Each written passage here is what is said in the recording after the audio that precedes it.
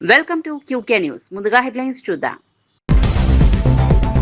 APPSC మూల్యాంకనంలో అక్రమాలపై Chandrababu తీవ్ర ఆగ్రహం. Paper valuation లో ప్రైవేట్ వ్యక్తుల ప్రమేయమాన్ని ప్రశ్న. ఉద్యోగార్థుల భవిష్యత్తుతో ఆడుకుంటే శిక్ష తప్పదని హెచ్చరిక.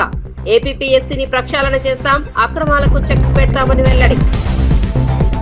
సోనియాను విమర్శించే స్థాయి బండి సంజయ్కు లేదన్న చామల కిరణ్. సోనియా పుణ్యంతోనే తెలంగాణ వచ్చిందన్న ఎంపీ.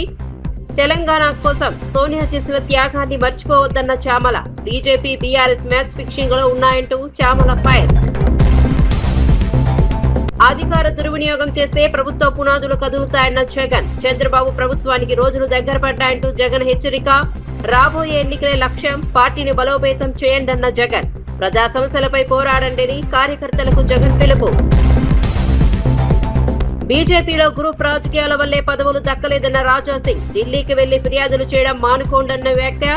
తెలంగాణ బీజేపీలో అంతర్గత విభేదాలపై రాజా సింగ్ కీలక వ్యాఖ్యలు. నేతల మధ్య గొడవలతో కార్యకర్తల్లో గందరగోళం జరుగుతోందన్న రాజా సింగ్. 22A భూముల విషయం రేవంత్ కు ముందే తెలుసన్న హరీష్ రావు. 40,000 ఎకరాల వ్యవహారంపై సీఎం ఎందుకు స్పందించలేదన్న హరీష్. రేవంత్ పొంగులేటి కలిసి 22A వ్యవహారం నడిపిస్తున్నారా అని వ్యాఖ్య. 22Aతో వేల కుటుంబాలకు ఇబ్బంది పెడుతున్నారని వెల్లడి.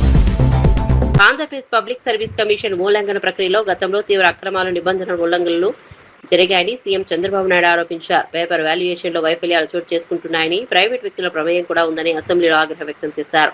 పరీక్షల నిర్వహణలో పారదర్శకత, ప్రతిభకు ప్రాధాన్యత ఉండాలని స్పష్టం చేశారు. వ్యవస్థలో తప్పులు చేసిన వారు ఎంతటి స్థాయిలో ఉన్నా శిక్ష తప్పదని చంద్రబాబు హెచ్చరించారు. ప్రభుత్వ ఉద్యోగుల నియామకాల్లో ప్రతిభకు మాత్రమే ప్రాధాన్యత కల్పించేలా చర్యలు తీసుకుంటామని తెలిపారు. గతంలో జరిగిన తప్పిదాలను పూర్తిగా పరిశీలించి బాధ్యులను గుర్తించాల్సిన అవసరం ఉందన్నారు.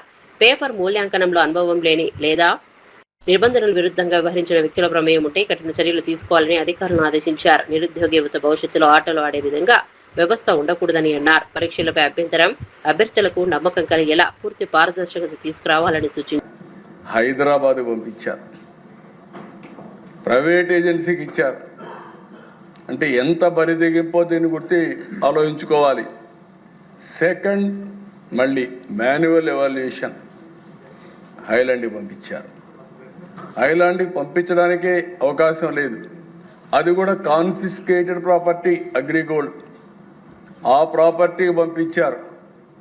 అక్కడ మాన్యువల్ ఎవాల్యుయేషన్ చేస్తారు. మాన్యువల్ ఎవాల్యుయేషన్ చేశారని కోర్టు అడిగితే కాదు, మేము డిజిటల్ చేసామని చెప్తారు.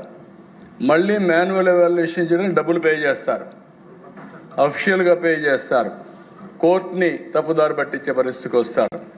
అదే మరిగా పార్ట్ 3 అధ్యక్ష మాన్యువల్ ఎవాల్యుయేషన్ సర్వీస్ కమిషన్ ఆఫీస్లో కొత్త చైర్మన్ వచ్చిన తర్వాత అక్కడ కూడా మొత్తం వైలేషన్ చేసి ఇష్టానుసారంగా చేసే పరిస్థితికి వచ్చారు. నెక్స్ట్, ఇక్కడ దశ మీరు ఒకసారి చూస్తే part 1 digital online evaluation at Hyderabad 97 ఎవాల్యుయేటర్స్ని ఇష్యూ చేశారు. 25 మంది కంప్లీట్లీ అనాథరైజ్డ్, చేసిందే ఇల్లీగల్, ఇల్లీగల్లో కూడా ఇల్లీగల్ మళ్ళీ. That is what they have done. రెండోది హైలాండ్లో చేశారు. సెకండ్, ఇది మాన్యువల్ చేశామని చెప్పారు కానీ డిజిటల్ చేశారు. 66 మంది ఎవాల్యుయేటర్స్ ఆర్ యూస్డ్. వీళ్ళందరూ కూడా అనాథరైజ్డ్. కడాన దిశ వాళ్ళ పేరు చూస్తే electricians, plumbers, data entry operators, drivers, construction workers కూడా ఉన్నారు. అంటే గ్రూప్ 1 సర్వీసెస్ని ఎవాల్యుయేట్ చేసే వాళ్ళు అధికార దుర్వినియోగానికి పాల్పడితే ప్రజల్లో కార్యకర్తలు ఆగ్రహం పెరిగి చంద్రబాబు ప్రభుత్వ పునాదులు కదులుతాయని వైఎస్ఆర్సీపీ అధినేత వైఎస్ జగన్ హెచ్చరించారు. కార్యకర్తలను ఉద్దేశించి మాట్లాడిన ఆయన రాబోయే ఎన్నికలను లక్ష్యంగా చేసుకుని ఇప్పటి నుంచే పార్టీని బలోపేతం చేయాలని పిలుపునిచ్చారు.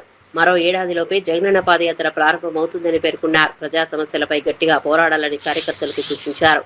చంద్రబాబు ప్రభుత్వం ప్రజలకు వెన్నుపోటు తప్ప మరేమీ చేయలేదని జగన్ విమర్శించారు. అధికారంలో ఉన్నవారు ప్రజలను ఇబ్బంది పెట్టకుండా సంక్షేమం, అభివృద్ధిపై దృష్టి పెట్టాలని అన్నారు. కాబట్టి ఖచ్చితంగా గట్టిగా పోటీ ఎదుర్కొందాం. ఎన్ని ఇబ్బందులు పెట్టినా కూడా కళ్ళు మూసుకొని కళ్ళు తెరిచేసరికి ఇంకొక సంవత్సరంలో జగనన్న పాదయాత్ర స్టార్ట్ అవుతుంది, ఇంకొక సంవత్సరంలో ఎన్నికలు జరుగుతాయి అనేది మనల్ని నడిపించే విధంగా మనం ఎదురును ట్యూన్ చేసుకుందాం, గట్టిగా యుద్ధం చేద్దాం. చంద్రబాబు నాయుడు ప్రజలకు చేసింది ఏమీ లేదు. ప్రజలకు చేసింది చంద్రబాబు నాయుడు గారి పాలనలో ఈ వెన్నుపోటు పార్టీ ప్రజలకు చేసింది ఒకటి వెన్నుపోటు పొడవడం తప్ప ఇంకా చేసింది ఏమీ లేదు. కాబట్టి ఖచ్చితంగా గెలుస్తాము. లాస్ట్ ఎలక్షన్స్లో మీరు తిరిగినారు, ప్రతి గ్రామంలోనూ కార్యకర్తలందరినీ కూడా మీరు గుర్తుపడతారు. ప్రతి గ్రామంలోనూ ఆ కార్యకర్తలకు అందరికీ తోడుగా ఉండే కార్యక్రమాలు దగ్గరుండి చేయమని చెప్పి కూడా నేనే వేనన్న కూడా చెప్పిన. వేనన్న మంచి లీడరు, వేనన్న మంచి లీడరు. మీ భుజస్కంధాల మీద వేనన్నను గెలిపించే బాధ్యత కూడా మీ భుజస్కంధాల మీదనే పెడతా ఉన్నాను. తెలంగాణలో పాలిటెక్నిక్ విద్యార్థుల ఆందోళనలు కొనసాగుతున్నాయి. జీవో 97 రద్దు చేయాలని డిమాండ్ చేస్తూ మహబూబాద్ జిల్లా కేంద్రంలో విద్యార్థులు రోడ్డెక్కారు. తమ డిమాండ్లను ప్రభుత్వం వెంటనే పరిష్కరించాలని కోరుతూ కలెక్టరేట్ ముట్టడికి ప్రయత్నించారు. విద్యార్థులను పోలీసులు అడ్డుకోవడంతో అక్కడ ఉద్రిక్త పరిస్థితులు ఏర్పడ్డాయి. ఈ సందర్భంగా పోలీసులు విద్యార్థుల మధ్య వాగ్వాదం చోటు చేసుకుంది. విద్యార్థులు తమ భవిష్యత్తుకు సంబంధించిన సమస్యలపై ప్రభుత్వం స్పష్టమైన నిర్ణయం తీసుకోవాలని డిమాండ్ చేశారు. జీవో 97 వల్ల తమ విద్య ఉద్యోగ అవకాశాలపై ప్రభావం పడుతుందని ఆందోళన వ్యక్తం చేశారు. శాంతియుతంగా నిరసన తెలిపేందుకు ప్రయత్నిస్తున్న తమను అడ్డుకోవడం సరికాదని విద్యార్థులు అన్నారు.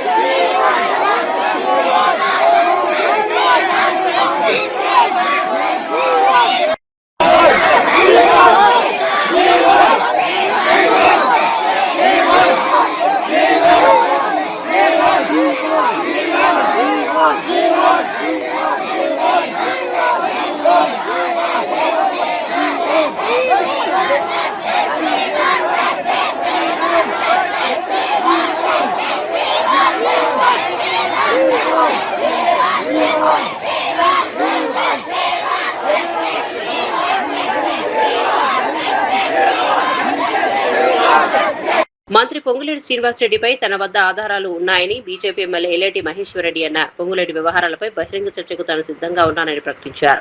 అసెంబ్లీ మీడియా పాయింట్ వద్ద దీనిపై చర్చించేందుకు సిద్ధంగా ఉన్నానని చెప్పారు. తన వద్ద ఉన్న సాక్ష్యాధారాలను అవసరమైతే ఈడీ, సిబిఐ వంటి దర్యాప్తు సంస్థలకు అప్పగిస్తానని తెలిపారు. పొంగులేటి వ్యవహారాలపై కాంగ్రెస్ పార్టీ అధిష్టానానికి కూడా సమాచారం అందిస్తానని చెప్పారు. ఈ అంశంపై కాంగ్రెస్ అగ్రనేత రాహుల్ గాంధీకి ఆధారాలతో లేఖ రాస్తానని ప్రకటించారు. రాష్ట్రంలో అవినీతి అక్రమాలపై ప్రతిపక్షాలు ప్రశ్నిస్తున్నాయని అన్నారు. ఆరోపణలు చేయడం మాత్రమే కాకుండా వాటికి సంబంధించిన ఆధారాలను కూడా బయట పెడతామని స్పష్టం చేశారు. తనపై ఎలాంటి రాజకీయ ఒత్తిడి వచ్చినా వెనక్కు తగ్గేది లేదని తెలిపారు. రేపు 12 గంటలకు అసెంబ్లీ సాక్షిగా అసెంబ్లీ మీడియా పాయింట్ దగ్గర నేను సాక్ష్యాధారాలతో వస్తా. పొంగులేటి శ్రీనివాసరెడ్డి రావాలని నేను డిమాండ్ చేస్తా ఉన్నా. ఎట్టి పరిస్థితిలో ఈ సాక్ష్యాధారాలన్నీ కూడా నేను ఈడీకి, సిబిఐతో పాటు లోకాయుక్తకు కూడా కంప్లైంట్ చేయబోతున్నాం.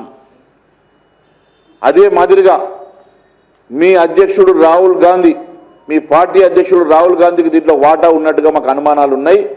మరి ఆయనకు కూడా ఖచ్చితంగా దీని మీద బహిరంగ లేఖ రాయడమే కాకుండా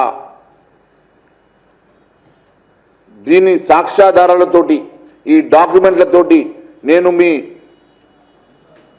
ఆల్ ఇండియా అధ్యక్షుడు మీ రాహుల్ బాబాకి నేను లెటర్ రాసి, బహిరంగ లేఖ రాసి మరి మీ మీద చర్య తీసుకోవాలని చెప్పి డిమాండ్ చేస్తాం. తెలంగాణ భవన్లో మాజీ మంత్రి హరీష్ రావును పలువురు 22A బాధితులు కలిసి తమ సమస్యలను వివరించారు. తమ ఆస్తులను 22A నిషేధిత జాబితాలో చేర్చడంతో రిజిస్ట్రేషన్లు నిలిచిపోయాయని వారు ఆవేదన వ్యక్తం చేశారు. సమస్య పరిష్కారం కోసం మంత్రి పొంగులేటి శ్రీనివాసరెడ్డికి ప్రాతినిధ్యం ఇచ్చినా స్పందన రాలేదని ఒక బాధితుడు ఆరోపించారు. తమ ప్రాతినిధ్యాన్ని చెత్తబుట్టులో పడేశారని వ్యాఖ్యానించారు.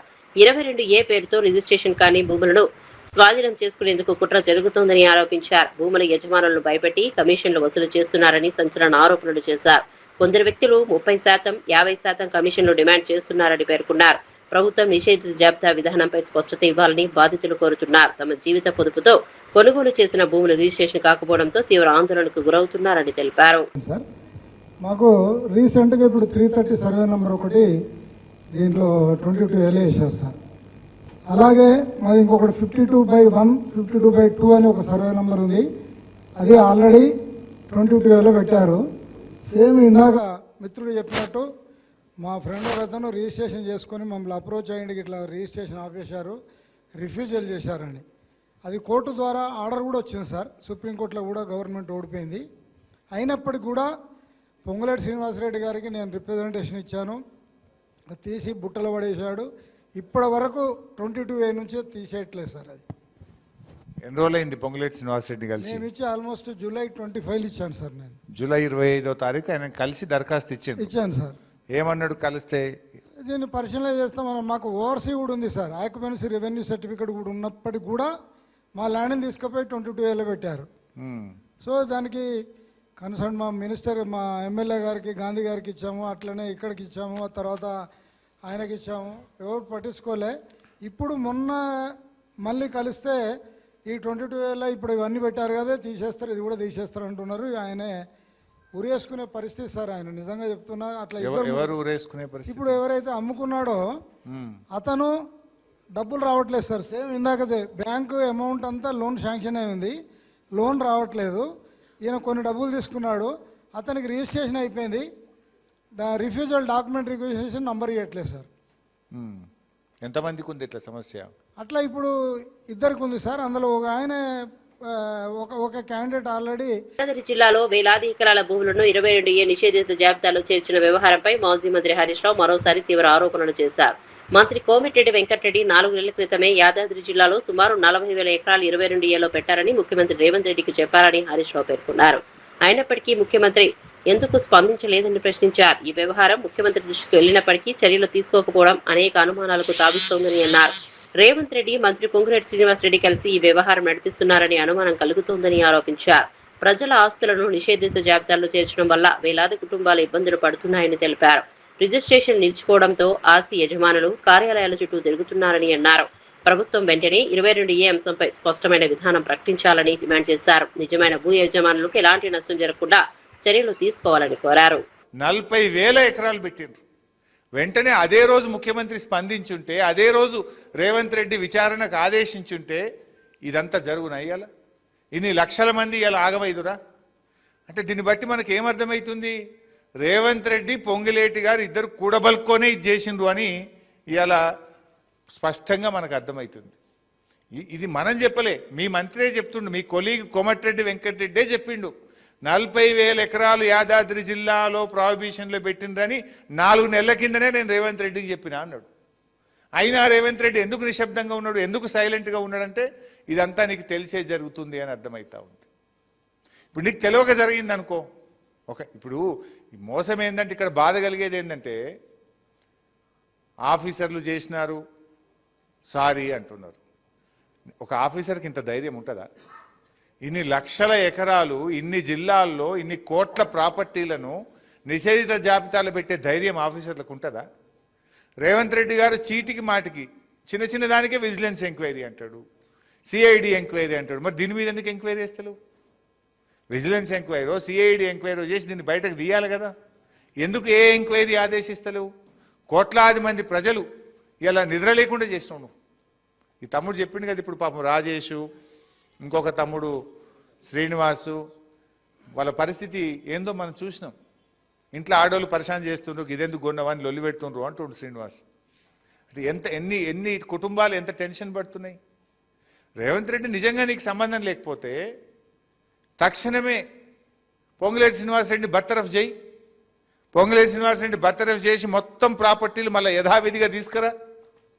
ఆయన ప్రజలను ఎందుకు ఇబ్బంది పెడుతున్నారు మీరు? ఇప్పుడు ఏమంటున్నారు? ప్రజలు పోయి దరఖాస్తులు పెట్టుకోవాలి, ప్రజలు పోయి ఆఫీసులలో అప్లికేషన్లు పెట్టుకోండి. అప్లికేషన్లు పెడితే రాజేష్ దరఖాస్తు పెడితే 25 రోజుల దాకా ఎంఆర్ఓకే చేరలేదు. మా రెడ్డి గారు చెప్పిన అప్లికేషన్ పెడితే కలెక్టర్ ఆఫీస్కి పోతే సొప్పేయమంటుండు. కలెక్టర్ యుఎల్సి ఆఫీస్కు 25 సార్లు పోతే ఎందుకు తిరుగుతున్నారు, మా దగ్గర రావద్దు పోండి అంటున్నారు. అప్లికేషన్లకు విలువే లేకుండా అయిపోయింది ప్రభుత్వంలో. ఇప్పుడు పెట్టింది మీరు, ప్రాహిబిషన్లో పెట్టింది మీరు, ఏ భూములు పెట్టినరో మీకు తెలుసు. మరి ఆ భూములను తీసేయండి. దానికి ప్రజలను ఎందుకు గోసపుచ్చుకుంటున్నారు? ప్రజలు వాళ్ళ వ్యాపారాలు ఆఫీసులకు పోకుండా ప్రభుత్వ కార్యాలయాల చుట్టూ తిరుగుడెందుకు? ఈ లంచాలు ఎందుకు? ఈ పర్సెంటేజ్లు ఎందుకు? ఈ కమిషన్లు ఎందుకు? ప్రజలను ఎందుకు గోసపుచ్చుకుంటున్నారు? తెలంగాణ సీఎం రేవంత్ రెడ్డిపై కొండా సుష్మిత తీవ్ర వ్యాఖ్యలు చేశారు. తనను లక్ష్యంగా చేసుకుని విమర్శలు చేస్తే రేవంత్ రెడ్డి కుటుంబానికి సంబంధించిన మరిన్ని వ్యవహారాలను బయటపెడతానని హెచ్చరించారు. ప్రస్తుతం రేవంత్ రెడ్డి సోదరుడికి సంబంధించిన 200 కోట్ల రూపాయల భూ కుంభకోణం గురించి మాత్రమే మాట్లాడుతున్నానని ఆమె పేర్కొన్నారు. తనకు కౌంటర్ ఇస్తే కుటుంబానికి సంబంధించిన అన్ని స్కామ్లను బయటపెడతానని వ్యాఖ్యానించారు. ఈ వ్యవహారంపై తన వద్ద మరిన్ని వివరాలు, ఆధారాలు ఉన్నాయని ఆమె చెప్పుకొచ్చారు. రాజకీయంగా తనపై విమర్శలు చేసినా భయపడేది లేదని స్పష్టం చేశారు. ప్రజా జీవితంలో ఉన్న నేతలు తమపై వచ్చే ఆరోపణలకు సమాధానం చెప్పాల్సిన బాధ్యత ఉందన్నారు. మరోవైపు 80 ఏళ్ల వయసున్న వ్యక్తికి ఎమ్మెల్యే టికెట్ ఇస్తానని చెప్పడం హాస్యాస్పదంగా ఉందని వ్యాఖ్యానించారు. ఈ రోజు ఈ తమ్ముందు ఒక 200 కోట్లది ఒకటే చెప్పిన, ఒకవేళ ఎవరైనా నాకు కౌంటర్ ఇచ్చిందనుకోండి మిగతా కూడా బయటికి తీయాల్సి వస్తుంది. సో ఎవరు కౌంటర్ ఇచ్చినా బయటికి తీసి సీతా దయాకర్ గారికి కూడా పదవి ఇచ్చినావు నువ్వు. సీతా దయాకర్ గారు ఏం చేసిందయ్యా పార్టీకి? అసలు ఎక్కడ పార్టీ ఆమె ఎక్కడి నుంచి వచ్చింది? ఆమెకు చైర్మన్ పోస్ట్ ఇచ్చినావు నువ్వు. కొండాముల్లికి ఎందుకు ఇయ్యలేదు అని అడుగుతాను నేను, మీరందరూ అడగాలి. కరీంనగర్ జిల్లా సైదాపూర్ మండలంలోని దుద్దెనపల్లి గ్రామంలో మంత్రి పొన్నం ప్రభాకర్ నిర్వహించిన పల్లెపల్లెకు పొన్నం కార్యక్రమంలో స్థానికులు పలు సమస్యలను ఆయన దృష్టికి తీసుకొచ్చారు. గ్రామంలో 20 లక్షల రూపాయలతో నిర్మించిన పల్లె దవాఖానాను, పశువులకు ఉచిత గర్భకోశ నివారణ శిబిరాన్ని మంత్రి ప్రారంభించారు. అనంతరం రైతు వేదికలో గ్రామస్తులతో సమావేశం నిర్వహించారు. ఇటీవల గ్రామంలో వేసిన సీసీ రోడ్ల విషయంలో స్థానిక సర్పంచ్, పంచాయతీ ఏఈ పట్టించుకోవడం లేదని కొందరు గ్రామస్తులు ఫిర్యాదు చేశారు. రైతులు యూరియా బస్తా కోసం కూడా ఇబ్బందులు పడుతున్నారని మంత్రి దృష్టికి తీసుకొచ్చారు. వ్యవసాయ అవసరాలకు సరిపడా ఎరువులు అందుబాటులో ఉండేలా చర్యలు తీసుకోవాలని కోరారు. మరోవైపు ఇటీవల అంగన్వాడీ ఉద్యోగాల భర్తీలు, ఎస్సీ రిజర్వేషన్ కు సంబంధించిన అవకతవకలపై మాదిగ మహిళలు మంత్రి పొన్నం ప్రభాకర్ కు వినతి పత్రం అందించారు.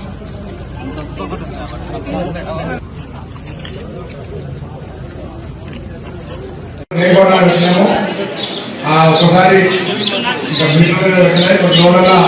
పూర్తిగా తయారైన ఊరు అక్కడ చూసి ఎలక్ట్రిక్ ఏరియా గారు ఎక్కడ రోజు కరెంట్ అవుతుందా? కరెంట్ పోతుందా?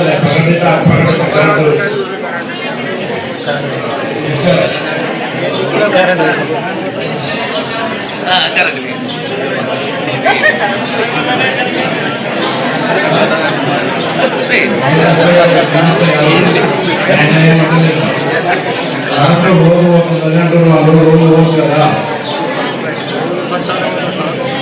ఎప్పుడైనా మెయింటైన్ అవుతుందా? రోజు అవుతుందా?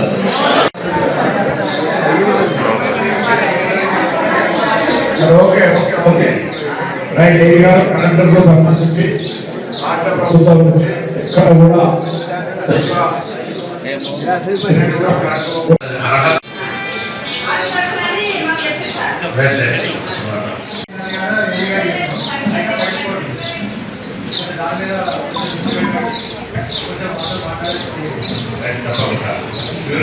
చూసుకోవాలి. ఏ గారు చెప్తాను, అడుగుతున్నా చెప్పేదా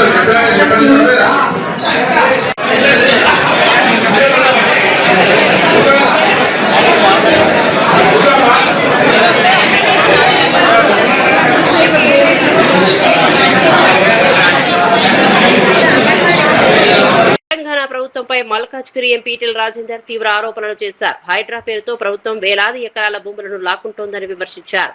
బడంగ్పేట్ ప్రాంతంలో 100 ఏళ్లుగా సాగు చేసుకుంటున్న భూములను ప్రభుత్వ భూములుగా పేర్కొంటూ స్వాధీనం చేసుకునేందుకు ప్రయత్నిస్తున్నారని ఆరోపించారు. దుండిగల్ గ్రామంలో సుమారు 500 మంది రైతులకు చెందిన భూములను ఆక్రమించుకునే ప్రయత్నం జరుగుతోందని అన్నారు. పేదలు, రైతులు ఎన్నో సంవత్సరాలుగా సాగు చేసుకుంటున్న భూములపై ప్రభుత్వం ఎందుకు కన్నేసిందని ప్రశ్నించారు. గత బీఆర్ఎస్ ప్రభుత్వంపై భూముల విషయంలో విమర్శలు చేసిన ప్రస్తుత కాంగ్రెస్ ప్రభుత్వం ఇప్పుడు మరింత దూకుడుగా వ్యవహరిస్తోందని ఆరోపించారు.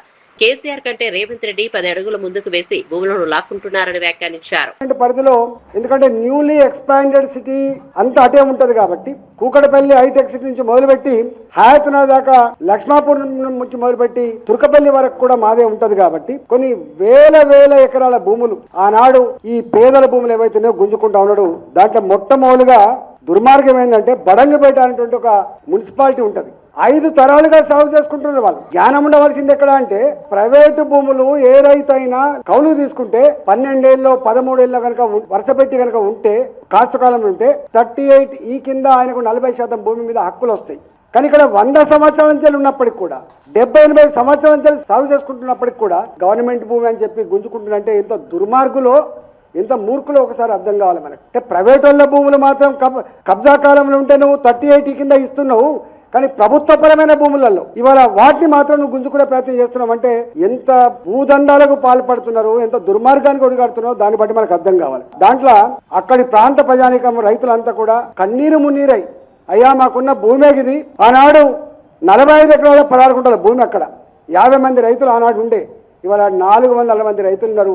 అయ్యా మేము తల గుంటడు కూడా ఇల్లు కట్టుకోవడానికి అని చెప్పి ఎన్నిసార్లు మొరబెట్టుకున్నా కూడా అక్రమంగా గుంజుకున్నారు తప్ప ఆనాడు టీఆర్ఎస్ ప్రభుత్వం వాళ్ళకు మాత్రం న్యాయం చేయలే. అది బడంగపేట మున్సిపాలిటీ. మా మల్లారెడ్డి గారిని అన్నాడు ధరణి పోయిందన్నా కానీ ధోరణి పోలేదని చెప్పి, భూభారతి దేవుడేరు భూ హారతిగా మారిపోయిందని చెప్పి చెప్తుండే నేను అక్కడ పోతే.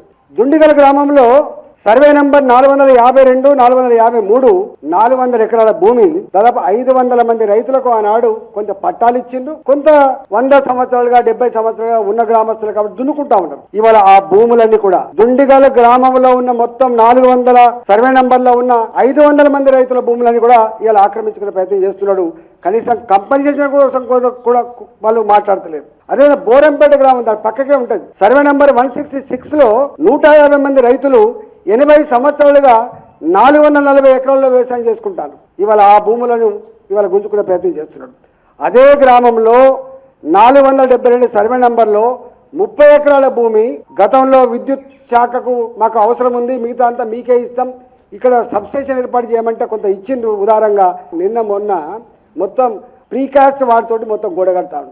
నేను పోయి ధర్నా చేస్తే అక్కడ ఉన్న ఎంఆర్ఓ అంటాడట, అవునా 80 ఏళ్ళు ఉంటేంది 100 ఏళ్ళు ఉంటేంది, ఇది ప్రభుత్వపరమైన భూమి, అయ్యా మేము ట్యాక్స్ కట్టినాం కదా, ట్యాక్స్ నువ్వు దున్నుకున్నది కట్టినావు, పుక్కల కట్టినావు అని చెప్పి మాట్లాడుతుంటే ఎంత అహంకారం ఉందో మనకు అర్థం కావాలి. బీజేపీ నుంచి బయటకు వెళ్లిన ఎమ్మెల్యే రాజాసింగ్ తెలంగాణ బీజేపీ వ్యవహారాలపై కీలక వ్యాఖ్యలు చేశారు. తెలంగాణ బీజేపీలో తరచూ గ్రూప్ రాజకీయాలు జరుగుతున్నాయని ఆయన విమర్శించారు. పార్టీ నేతలు ఒకరిపై ఒకరు ఫిర్యాదులు చేసుకుంటూ ఢిల్లీకి వెళ్లడం వల్లే సమస్యలు పెరుగుతున్నాయని అన్నారు. ఇదే పరిస్థితి కారణంగా బీజేపీ జాతీయ కార్యవర్గంలో తెలంగాణ నాయకులకు తగిన ప్రాధాన్యత దక్కలేదని అభిప్రాయపడ్డారు. నాయకులు వ్యక్తిగత విభేదాలను పక్కన పెట్టి పార్టీ బలోపేతంపై దృష్టి పెట్టాలని సూచించారు. తెలంగాణలో బీజేపీకి మంచి అవకాశాలు ఉన్నప్పటికీ అంతర్గత విభేదాలు పార్టీకి నష్టం చేస్తున్నాయని అన్నారు. ప్రతి ఎన్నికల సమయంలో గ్రూపులుగా విడిపోయి పనిచేయడం వల్ల కార్యకర్తల్లో కూడా గందరగోళం ఏర్పడుతోందని పేర్కొన్నారు. నాయకత్వంపై నమ్మకం పెంచుకోవాలని, ఒకరిపై ఒకరు ఫిర్యాదులు చేయడం మానుకోవాలని రాజాసింగ్ సూచించారు. భారతీయ జనతా పార్టీ గవర్నమెంట్ రావాలని ఒక మంచి ఆయన ఒక యుద్ధం చేయనీకో సైన్యం తయారు చేసిండు. కానీ తెలంగాణ నుంచి ఒక్క కూడా పేరుని వాళ్ళు ఇంక్లూడ్ చేయలేదంటే మన తెలంగాణ పెద్ద నాయకులు ఒక్కసారి ఆలోచన చెయ్యాలి. ఎందుకంటే ప్రతిసారి గ్రూప్ రాజకీయం ప్రతిసారి కంప్లైంట్ ఢిల్లీకి వెళ్ళాలి, కంప్లైంట్ ఇవ్వాలి. ఈ పెద్ద నాయకులు కూడా అరే ఈ తెలంగాణ మన బీజేపీ అధికారులు మారరు, అందుకోసం వేరేకి అవకాశం ఇద్దామని ఆ విధంగా ఆ యాంగిల్లో వెళ్ళినారని నేను అనుకుంటున్నాను. కనీసం ఎప్పుడైనా మా తెలంగాణ నాయకులకి నా ఒక నివేదిక, మీరు ఈ గ్రూప్ రాజకీయంని పక్కా పెట్టి మనమందరం ఒక్కటే, మన లక్ష్యం ఒక్కటే, ఏ విధంగా బంగాల్లో భారతీయ జనతా పార్టీ గవర్నమెంట్ రానికి అందరూ ఒకటై ఒక యుద్ధం చేసినారు. దాని తర్వాతనే బంగాల్ అట్లాంటి రాష్ట్రంలో కూడా భారతీయ జనతా పార్టీ గవర్నమెంట్ వచ్చిందంటే అక్కడ గ్రూపిజంని పక్కా పెట్టి ఇది నా పార్టీ, ఇది నా రాష్ట్రంలో భగవాన్. ఇక వార్త వివరాల్లోకి వెళ్తే భువనగిరి ఎంపీ చామల కిరణ్ కుమార్ రెడ్డి కేంద్ర మంత్రి బండి సంజయ్ వ్యాఖ్యలకు కౌంటర్ ఇచ్చారు. ప్రత్యేక తెలంగాణ రాష్ట్రం ఏర్పాటులో సోనియా గాంధీ కీలక పాత్ర పోషించారని అన్నారు. తెలంగాణ ప్రజల ఆకాంక్షను గౌరవించి సోనియా గాంధీ రాష్ట్రాన్ని ఏర్పాటు చేశారని తెలిపారు. కరీంనగర్లోనే తెలంగాణ ఏర్పాటు చేస్తామని ఆమె ప్రకటించిన విషయాన్ని గుర్తు చేశారు. సోనియా గాంధీ పుణ్యంతోనే తెలంగాణ ఏర్పడిందని, ఇప్పుడు తామంతా ఎంపీలుగా ఉన్నామని చెప్పారు. ఆమెను విమర్శించే స్థాయి బండి సంజయ్కు లేదని వ్యాఖ్యానించారు. తెలంగాణలో బీజేపీకి ప్రజల మద్దతు లేదని అన్నారు. బీఆర్ఎస్ బీజేపీ మధ్య మ్యాచ్ ఫిక్సింగ్ ఉందని ఆరోపించారు. కాంగ్రెస్ ప్రభుత్వం రైతు రుణమాఫీ, రైతు భరోసా, పంట బోనస్, మహిళలకు ఉచిత బస్సు, ఇందిరమ్మ ఇల్లు, ఉచిత విద్యుత్, సబ్సిడీ గ్యాస్ వంటి పథకాలు అమలు చేస్తోందని చెప్పారు. ఉన్న ఎంపీలల్లో 50% కంటే ఎక్కువ మంది వద్దన్నా ఆంధ్రప్రదేశ్కి సంబంధించిన వాళ్ళు తెలంగాణ ఇచ్చింది. ఆమె పుణ్యాననే ఈరోజు మనమందరం కూడా ఒక రాష్ట్రానికి, ప్రత్యేక రాష్ట్రానికి ఎంపీలుగా, లీడర్లుగా ఎదిగినాం. ఇప్పుడు ఆమె సాంప్రదాయం గురించి మాట్లాడాల్సిన అవసరం లేదు, నీకు ఆ స్థాయి లేదు. నేను ఇంకొకటి చెప్తా. 2014 నుంచి అధికారంలో ఎవరు ఉన్నారు సెంట్రల్లో? కేసీఆర్ ఈ రాష్ట్రానికి ముఖ్యమంత్రి అయిన మొదటి రోజు నుంచి ప్రధానమంత్రి నరేందర్ మోడీ గారు సెంట్రల్లో ప్రైమ్ మినిస్టర్గా ఉన్నాడు. మీ స్నేహితుడు మీతో పాటు కిషన్ రెడ్డి గారు సెంట్రల్లో అధికారంలో ఉన్నారు. ఆయన కూడా ఈ రాష్ట్రానికి అధ్యక్ష పదవి చేసిండు. ఆయన తర్వాత మీరు అధ్యక్ష పదవి చేసిర్రు. మరి 2023లో మిమ్మల్ని అధికారంలోకి రాకుండా ఆపిందెవరు? 2018లో మిమ్మల్ని అధికారంలోకి రాకుండా ఆపిందెవరు? మీ మీద ప్రజలకు, మీ పనుల మీద, మీ చిత్తశుద్ధి మీద నమ్మకం లేదు కాబట్టే తెలంగాణలో మీతో పాటు మీరు రాష్ట్ర అధ్యక్షునిగా బీజేపీలో ఉన్నప్పుడు రేవంత్ రెడ్డి గారు పీసీసీ ప్రెసిడెంట్ ఉంటే ఆయనను నమ్మి ఓట్లేసిర్రు. కేసీఆర్ మీద నమ్మకం కోల్పోయింది వాస్తవమే.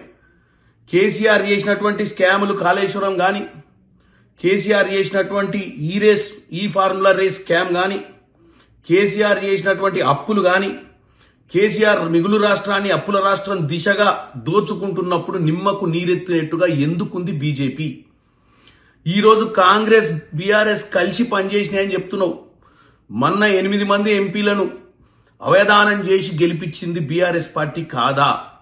ఒక్కసారి నీ పార్లమెంట్ నియోజకవర్గంలో సిరిసిల్ల, సిద్దిపేట, కొన్ని నియోజకవర్గాలల్లో చుట్టుపక్కల ఆ ప్రాంతంలో నీ పార్లమెంట్లో ముఖ్యంగా అసెంబ్లీ ఎన్నికలలో ఓట్లు బీఆర్ఎస్కి ఎన్ని వచ్చినాయి? మరి మా ఓట్లన్నీ నీకెందుకు పడ్డాయో ఒకసారి ఆలోచించాలి. మీరు మ్యాచ్ ఫిక్సింగ్ చేసి ఎట్టి పరిస్థితిలో 10 ఏళ్లలో దోచుకపోతుంటే కూడా నిమ్మకు నీరెత్తినట్టుగా ఉండి ఇంటర్నల్ మ్యాచ్ ఫిక్సింగ్ చేసింది మీరు. ఈ రాష్ట్రంలో మీరు అధికారంలోకి రావాలని పగటి కళలు కలాల్చిందే. ఎందుకంటే మేమేం చేస్తున్నాం అనేది ప్రజలు చూస్తున్నారు. మేమేమి ఎంక్వైరీలు పెట్టినాము, ఏం చేస్తున్నాము, వాళ్ళు చేసిన తప్పిదాలను ప్రజల మధ్యనకి ఎలా తీసుకొస్తున్నామో చెప్పినాం. ఇవాళ రాష్ట్రంలో అధికారంలోకి వచ్చినాక మేము ఇచ్చిన గ్యారంటీలు ఇస్తున్నామా లేదా మీరు చెప్పాల్సిన అవసరం లేదు. ఇవాళ ఇందిరమ్మ ఇల్లులు కానీ 2014 నుంచి 2023 సమయంలో ఒక్కరోజు కూడా రుణమాఫీ చేసిన దాఖలాలు లేవు. నటి నిధి అగర్వాల్ బుధవారం ఎన్ఫోర్స్మెంట్ డైరెక్టరేట్ విచారణకు హాజరయ్యారు. నిషేధిత బెట్టింగ్ యాప్లకు ప్రచారం చేసిన వ్యవహారంలో ఆమెను విచారించేందుకు ఈడీ అధికారులు సమన్లు జారీ చేసినట్లు సమాచారం. ఈ నేపథ్యంలో నిధి అగర్వాల్ హైదరాబాద్ లోని ఈడీ కార్యాలయానికి వెళ్లారు. బెట్టింగ్ యాప్ల ప్రచారానికి సంబంధించి ఆమె తీసుకున్న పారితోషిక కమిషన్లపై అధికారులు ప్రశ్నలు అడిగినట్టు తెలుస్తోంది. నిషేధిత ఆన్లైన్ బెట్టింగ్ యాప్లకు సెలబ్రిటీలు ప్రచారం చేయడం, వాటి ద్వారా వచ్చే ఆదాయంపై దర్యాప్తు సంస్థలు దృష్టి సారించాయి. ఇప్పటికే పలువురు సినీ ప్రముఖులు, సోషల్ మీడియా ఇన్ఫ్లుయెన్సర్లను ఈడీ విచారించినట్లు సమాచారం. నిధి అగర్వాల్ కు సంబంధించిన ప్రచార ఒప్పందాలు, చెల్లింపుల వివరాలను అధికారులు పరిశీలిస్తున్నట్లు తెలుస్తోంది. బెట్టింగ్ యాప్ల నుంచి ఆమెకు ఎంత మొత్తంలో పారితోషికం అందింది, ఎలాంటి కమిషన్లు చెల్లించారనే అంశంపై ప్రశ్నించినట్లు సమాచారం.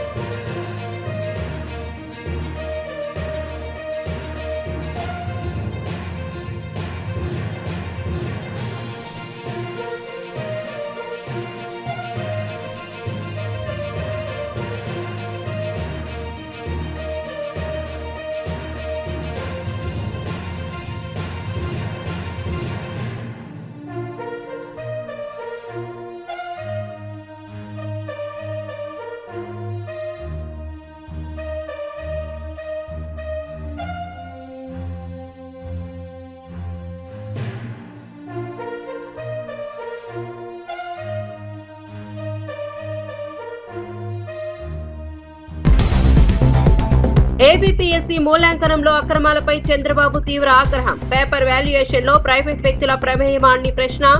ఉద్యోగార్థుల భవిష్యత్తుతో ఆడుకుంటే శిక్ష తప్పదని హెచ్చరిక.